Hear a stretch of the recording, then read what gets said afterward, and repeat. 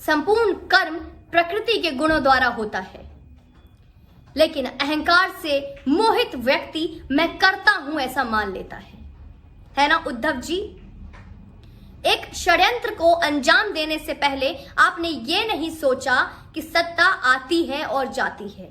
आपकी सत्ता भी आज है और कल जाएगी और एक दिन ऊंट पहाड़ के नीचे आएगा।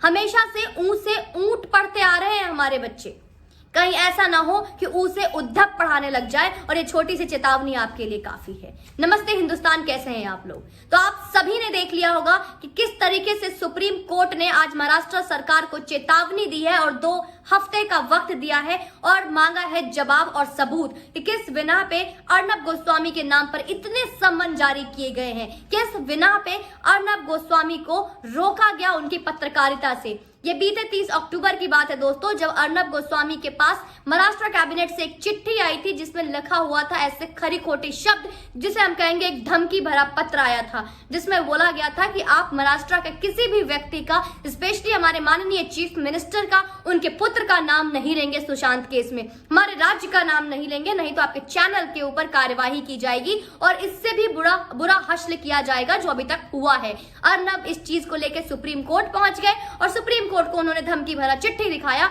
और ये बात उनको बुरा लग गया कि आपने सुप्रीम कोर्ट जाने से पहले माननीय चीफ मिनिस्टर उद्धव जी से आदेश क्यों नहीं लिया, क्योंकि अर्नब शायद भूल गए थे कि वो महाराष्ट्र में रहते हैं जहां पे मनमानी का सरकार है, तानाशाही का सरकार है, जहां सुप्रीम कोर्ट जाने से पहले भी चीफ मिनिस्टर का आदेश लेना जरूरी है। राइट उद्धव जी, आपका आदेश नहीं लिया, चीफ मिनिस्टर साहब का आदेश नहीं लिया अर्नब ने, तो बुरा लग गया और एक बड़ा मिशन बनाया गया। एक आतंकवादी को पकड़ने के लिए आपने सुना होगा मिशन जैसे शब्द, ऑपरेशन जैसे शब्द, लेकिन एक श्रेष्ठ पत्रकार को पकड़ने के लिए ऑपरेशन अर्नब बनाया गया, जिसमें कि 40 ऑफिसर्स को हायर की गई और जिसका कमान संभालने के लिए संजय मोहितो जी को संभालने को दिया गया और साथ में थे संदीप वाजे जो कि एक एनकाउंटर स्पेशलिस्ट है। AK-47 को लेकर पूरी टीम उनकी पहुंच जाती है और ये मैं नहीं कह रही हूं, महाराष्ट्र कैबिनेट ने एक इंटरव्यू में बोला है और इस इंटरव्यू में उन्होंने बताया है कि हमने मिशन ऑपरेशन अर्नब बनाया जिसमें उन्होंने इतने लोगों को हायर किया, जिसका कमान इन्होंने इस ऑफिसर को दिया है, क्योंकि एक ताकतवर इंसान अर्नब गोस्वामी को पकड़ने के लिए उनको इस मिशन का निर्माण करना पड़ा और ये मिशन काफी चुनौतीपूर्ण था इनके लिए। कैसे चुनौतीपूर्ण था? क्योंकि इन्होंने हर चीज डिसाइड किया था कि कौन सी टीम आहट करेगी दरवाजे पर, कौन सी टीम बेल्ट पकड़कर खींचेगी अर्नब को, कौन सी टीम उनके बेटे को धक्का देगी, कौन सी टीम उनकी बीवी से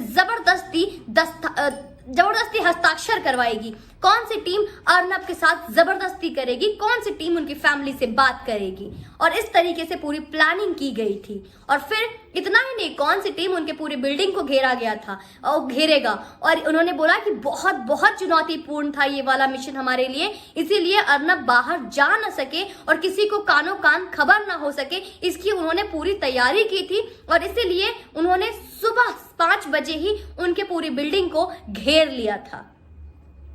इतना काम करती है हमारी मुंबई पुलिस, इतना काम करती है हमारी महाराष्ट्र सरकार। कभी कोई सोचे कि हमारी महाराष्ट्र सरकार ऐसी लूली लंगरी हो तो गलत सोच रहे हैं आप। उद्धव जी बहुत महान काम किया आपने, इतने बड़े चुनौतीपूर्ण कार्य को अंजाम दिया। आपने एक श्रेष्ठ राष्ट्रवादी पत्रकार को अपने चंगुल में फंसा लिया। इसके लिए आपको तो एक अलग से अवार्ड मिलना चाहिए उद्धव जी। दोस्तों, जिस फेक केस को लेकर आज अर्नब गोस्वामी को अभी तक कचहरी ये लोग खेल रहे हैं, उस चिट्ठी में आज उन्होंने खुल के धमकी दी है कि वो अर्नब की दिवाली जेल में मनाएंगे, चाहे कुछ भी हो जाए, अर्नब को जेल से बाहर दिवाली से पहले नहीं आने देंगे। Very good. 40 ऑफिसर्स की टीम, AK-47 एनकाउंटर स्पेशलिस्ट, एक राष्ट्रवादी पत्रकार को पकड़ने के लिए। आज अभिव्यक्ति की आजादी का हनन नहीं हो रहा। आज डेमोक्रेसी हमारे इस पूरे भारत के संविधान में, आज इतिहास में शायद फिर से आज आपातकालीन की स्थिति नहीं हो रही। लेकिन उद्धव जी, ये 5 साल का सत्ता आपका आएगी और जाएगी, लेकिन आप जिस घमंड में हैं, ये घमंड भी आपका टूटेगा।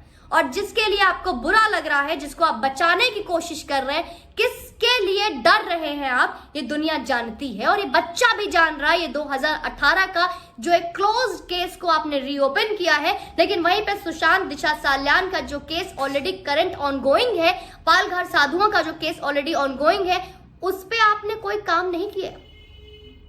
उसके लिए आपके कोई कर्तव्य नहीं बनता आपका उस पर। तो उद्धव जी, कभी भी अर्नब ने ये नहीं बोला कि आदित्य ठाकरे ही बेबी पेंगुइन है, लेकिन आपका जो रवैया है, आपने जो हरकत की है, आपने खुद बता दिया कि आप अपने बेटे को प्यार से बेबी पेंगुइन ही कंसीडर करते हैं। ये शायद हम समझ चुके हैं। आपको बेबी पेंगुइन बोलने पर, आपके राज्य का और आपका नाम लेने पर बहुत बुरा लग रहा था, आपके अहंकार को ठेस पहुंच रहा था। वहीं सड़क पर आज आपके पुतले बनाकर आपको जलाए जा रहे हैं, वो आपको बुरा नहीं लग रहा है? तो किन किन का मुंह बंद करेंगे आप? किस किस के नाम पे समन जारी करेंगे? कहां कहां तानाशाही दिखाएंगे? महाराष्ट्र में तो आप दिखा ही रहे हो। तो क्या हम भारत की जनता को आपने कोई नाली का कीड़ा, गटर का कोई कीड़ा मकोड़ा समझ लिया है कि जब जो मन करेगा पीटोगे, मारोगे?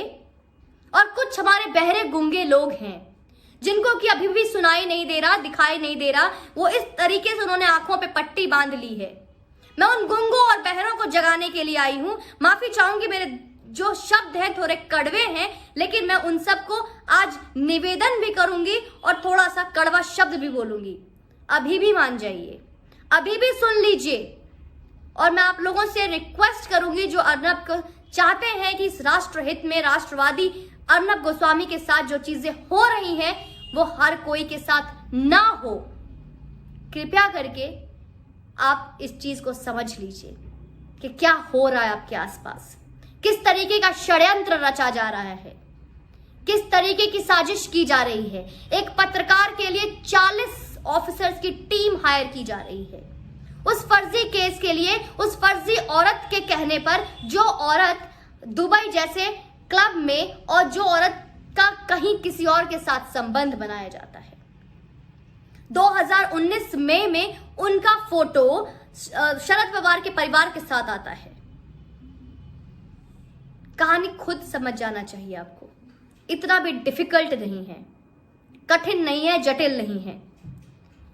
आवाज उठाइए और प्लीज अपने घर से निकलिए और आवाज उठाइए अर्नब के लिए, अपने देश के लिए, अपने लिए, अपने आने वाले कल के लिए। क्योंकि अगर आप नहीं बोलेंगे आज, तो आपका आने वाला कल खुद आपसे सवाल करेगा।